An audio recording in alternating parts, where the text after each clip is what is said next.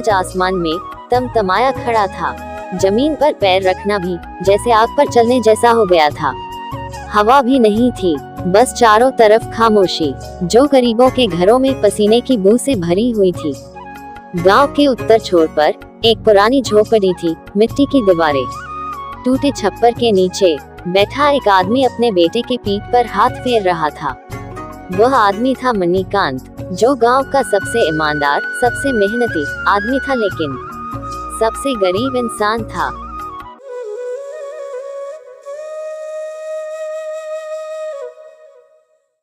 ये सूरज हर रोज जैसे मेरी ईमानदारी को और भून देता है, लेकिन क्या करूं, माँ के संस्कार यही थे, जो भी मिले मेहनत से मिले, सच्चाई से मिले। तभी पानी की बोतल लेकर उसकी पत्नी रीना वहाँ आती है। सुनो जी, थोड़ा पानी पी लो। इतनी गर्मी में भी काम कर रहे हो, आपका चेहरा तो पूरा लाल पड़ गया है, थोड़ा आराम कर लो। खेतों में बीज तो बो दिया है मीना, पर पानी नहीं मिलेगा तो वह मुरझा जाएगा। आसपास की सभी नहरें, कुएं, तालाब सूख गए हैं। अब खेतों में पानी कहाँ से दूं? कुछ समझ में नहीं आ रहा है। क्यों नहीं आप बगल के खेत में एक कुआं खोद लेते हो? अभी तो मई का महीना ही चल रहा है। जून जुलाई तक गांव के बचे खुचे नहर और तालाब भी सूख जाएंगे, तब क्या करोगे? उससे पहले ही खुदाई कर लो, कुएं में पानी आ जाएगा, हमारा काम हो जाएगा।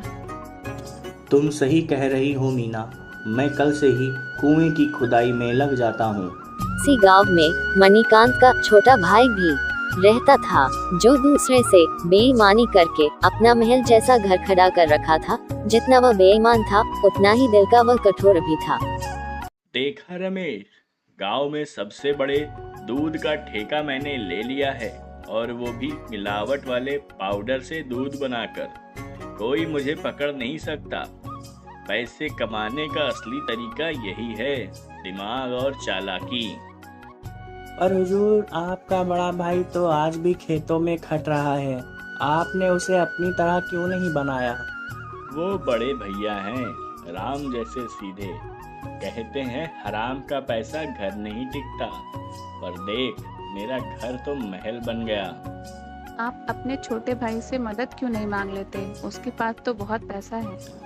मदद वो नहीं होती जो रिश्तों की लाज उतार दे। और वैसे भी मैं अपने बच्चों को सिखाना चाहता हूँ कि पसीने की कमाई में जो मिठास है, वो झूठ के पैसे में नहीं। बाहर तापमान अब भी कम नहीं हुआ था, लेकिन मणिकांत के माथे का पसीना जैसे उसकी सच्चाई का गहना बन चुका था। वह अपने खेत की तरफ अपनी फसल को देखने जा रहा था। तभी उसका छोटा भाई रघु उसे रास्ते में मिलता है। भैया, अब तो मान जाइए, ये जमाना ईमानदारी का नहीं रहा। मेरे पास गाड़ी है, बंगला है, पैसे की बारिश है, और आप फटे कपड़े, सूखी टाली, तपती दोपहरी में खेत की खुदाई कर रहे हैं। तेरे पास सब कुछ है, बस एक चीज नहीं है, चैन। तू अपने बच्चों को क्या सिखा रहा है कि झूठ बोलो, मिलावट करो और अमीर बनो? देख लेना, पैसा मिट्टी जैसा है, जब तक ऊपर है तब तक सिर ऊंचा, जब गिरा तो कीचड़ बना देगा। अगर इस साल भी बारिश कम हुई तो फसल बर्बाद हो जाएगी। कुआं खोदूंगा, चाहे जान चली जाए, पर मेरा बेटा भूखा नहीं सोएगा। दोपहर का समय था। पास से ही एक चरवाहा गुजरता है, जो मणिकांत की हालत देखता है। मणिराम भैया, अरे ओ मणिराम भैया, ये क्या कर रहे हो? सूरज सर पे है और आप खेत की खुदाई कर रहे हो। जरा कुछ खा पी तो लो। समय नहीं है भाई, हर मिनट कीमती है। अगर ये कुआं अगले महीने तक ना बना तो खेत मर जाएगा, और साथ में हम भी। चरवाहा सिर हिलाकर चला जाता है। कुछ देर बाद मणिकांत की चाल लड़खड़ाने लगती है। कुछ घंटे बाद मणिकांत धूप में बेहोश हो चुका है। उसका शरीर तप रहा है, होठ सूख गए हैं, फावड़ा पास में पड़ा है। उसी समय मीना खेत के पास आती है, हाथ में पानी की बोतल लेकर। मणिकांत को ऐसी हालत में देख मीना बहुत घबरा जाती है। मणिकांत जी, ओ मणिकांत जी, मणिकांत जी, ओ मणिकांत जी, क्या हुआ? आपकी तबीयत कुछ ठीक नहीं है क्या? चलिए जल्दी घर चलिए। कुएं का काम अधूरा रह गया है। यदि खेतों में पानी नहीं पहुंचा तो फसल बर्बाद हो जाएगी। मुझे जल्दी से कुआं खोदना होगा। आप बिल्कुल चिंता मत करिए, हम हार नहीं मानेंगे। जब तक आपकी तबीयत ठीक नहीं होती आप घर में आराम करिए। कुएं की खुदाई आगे मैं करूंगी। अगली सुबह रीना ने कुदाल उठाया और कुएं की तरफ चल दी और फिर अधूरे कुआं को खोदना चालू कर दिया। कई दिन के बाद उसकी मेहनत रंग लाई और आखिरकार उस कुएं से पानी आ गया। ये देखकर गांव वाले भी दंग रह गए। सुनिए मणिकांत जी, मैं कहती थी ना, हमारी मेहनत एक दिन जरूर रंग लाएगी। कुएं में पानी आ गया है, अब हमें कोई दिक्कत नहीं। इधर रघु के मन में लालच आ जाता है। अगर मैं पानी का व्यापार करने लगूं तो मेरी अच्छी कमाई होने लगेगी। पर आप पानी का व्यापार कैसे करेंगे? दूर दूर तक कुएं तालाब सब सूखे पड़े हैं, पानी कहीं पर भी नहीं है। अरे मूर्ख औरत, तू जानती नहीं क्या, मणिकांत भैया के खेत में जो कुआं है उसमें पानी निकल आया है। अब देख मैं कैसे पानी का व्यापार करता हूँ और धीरे धीरे और अमीर हो जाऊंगा। फिर रघु मणिकांत के घर पहुंचता है और मणिकांत से कहता है, भैया मुझे आपसे कोई जरूरी बात करनी है। मुझे यह कहते हुए अच्छा तो नहीं लग रहा है, लेकिन कुएं वाला खेत पिताजी ने मेरे नाम किया था। रघु, ऐसी बात थी तो तुमने अब तक वो खेत क्यों नहीं लिया? मुझे तुम्हारी बात पर विश्वास नहीं है। भैया आपको मेरी बात पर विश्वास नहीं तो क्या ये कागज भी झूठे हैं जिसमें साफ साफ लिखा है कि वह खेत मेरा है। मैं इतना पढ़ा लिखा नहीं हूँ। अब इस बात का फैसला तो सरपंच जी ही करेंगे। मैं कल ही इन कागजों को लेके सरपंच जी के पास जाता हूँ। फिर वो लोग सरपंच के पास जाते हैं। रीना, इस कागज पर यही लिखा है कि जिस खेत में तुमने कुएं की खुदाई की है वह खेत रघु का है। इधर मणिकांत और रीना भी उदास होकर घर लौट जाते हैं। आंखों में आंसू भरे अपनी हाथों से इतनी मेहनत से खोदा हुआ कुआं रघु के हवाले कर देते हैं। उधर रघु खुशी खुशी वो पेपर लेकर घर आ जाता है। कुछ समझ में नहीं आ रहा है। ना जाने किस जन्म के पाप भोगने पड़ रहे हैं, जो इतनी मेहनत करने के बाद भी हमारे हाथ कुछ न लगा। ना जाने भगवान अपनी कब सुनेंगे। रीना, हम सिर्फ अपने कर्म कर सकते हैं। कर्म के अलावा और कर भी क्या सकते हैं? देना है या नहीं देना है, यह सब तो ऊपर वाले के हाथ में है। अपने सोचने से क्या होगा? पर मणिकांत और रीना इस बात से बिल्कुल अनजान थे कि सरपंच जी रघु से पैसा लिए हुए थे। अब देखो गीता, मैं पानी का व्यापार कैसे करता हूँ। गांव वाले बूंद बूंद पानी के लिए तरस रहे हैं। मेरे जैसे को कहते हैं दिमाग वाला।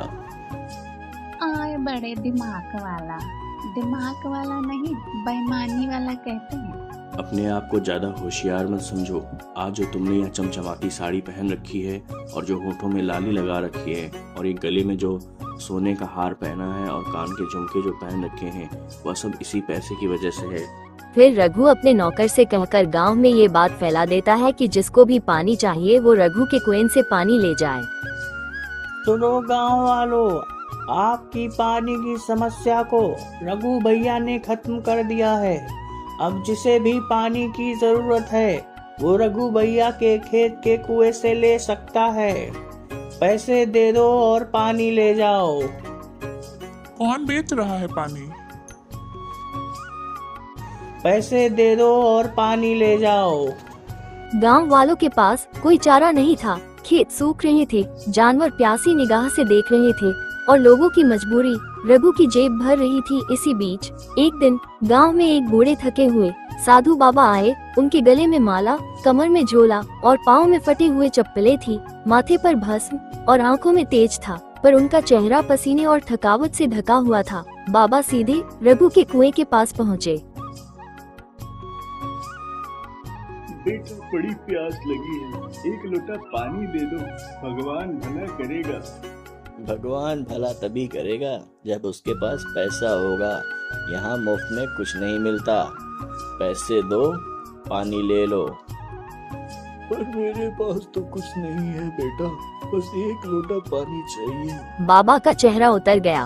वो चुपचाप वहाँ से चले गए।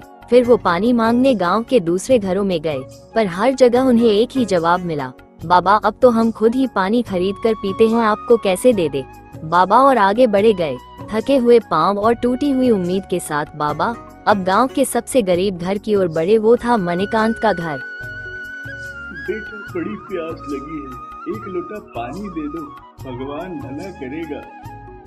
रीना ने बिना एक शब्द बोले अपनी बोतल लाकर बाबा को अपना पूरा पानी दे दिया। बाबा ने पानी पिया और आंखें बंद करके आकाश की ओर देखकर कुछ मंत्र पढ़े। फिर उनके हाथ में जादू से एक मटका आ जाता है। बेटा ये कोई साधारण मटका नहीं है, ये एक चमत्कारी मटका है। ये तुम्हारी सारी जरूरतें पूरी कर देगा, लेकिन ध्यान रहे कभी भी लालच में आकर इसका इस्तेमाल मत करना, वरना इसकी सारी शक्तियां नष्ट हो जाएंगी। इतना कहने के बाद बाबा अंतर ध्यान हो गए। पानी तो पूरा खत्म हो गया है, इस मटके से पानी मांग लेती हूँ। मटका मटका, एक लोटा पानी दे दो। इस तरह रीना अपनी जरूरत की हर चीज उस जादुई मटके से मांग लिया करती। कुछ महीने बाद अब रीना का घर पहले जैसा नहीं रहा। टूटे फूटे आंगन की जगह अब ईंटों की फर्श है, जहाँ पहले एक खाली कोना था। घर खाने पीने की सभी चीजों से भरा है। रीना और मणिकांत के जीवन से मुसीबत के बादल छट गए। उधर रघु का दूध का धंधा चौपट हो गया। जो कुआं रघु ने मणिकांत से धोखे से लिया था वो भी सूख गया। रघु कंगाल फटे हाल हो गया और रीना बहुत अमीर हो गए। मणिकांत और रीना अब गांव के सभी लोगों की हर मुमकिन मदद करते थे।